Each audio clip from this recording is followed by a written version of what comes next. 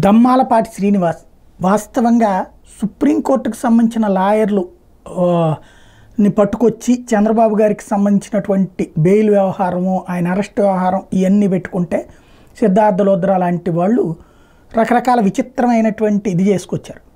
అట్లాంటిది బెయిల్ వైపుకి తీసుకొచ్చింది ఎవరైనా ఉన్నదంటే దమ్మాలపాటి శ్రీనివాస్. వాస్తవంగా ఇంతకుముందు అడ్వకేట్ జనరల్ రాష్ట్ర ప్రభుత్వం తరపున రాష్ట్ర ప్రభుత్వానికి ఏ ప్రాబ్లం రాకుండా చూసుకున్నారు. లీగల్గా ఓ రకంగా చంద్రబాబు ఏది కోరుకుంటే అది జరిగింది. ఈవెన్ పర్యావరణం ఇట్లాంటి అంశాల మీద అనేక కేసులు జనసేన వాళ్ళు కూడా అప్పుడు వేశారు, వైసీపీ వాళ్ళు వేశారు.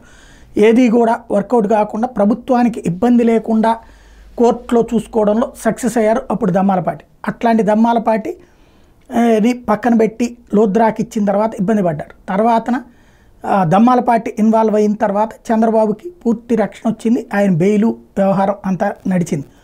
ఇప్పుడు దమ్మాలపాటికి మళ్ళీ అడ్వకేట్ జనరల్గా అపాయింట్ చేస్తూ నిర్ణయం తీసుకున్నారు చంద్రబాబు గారు.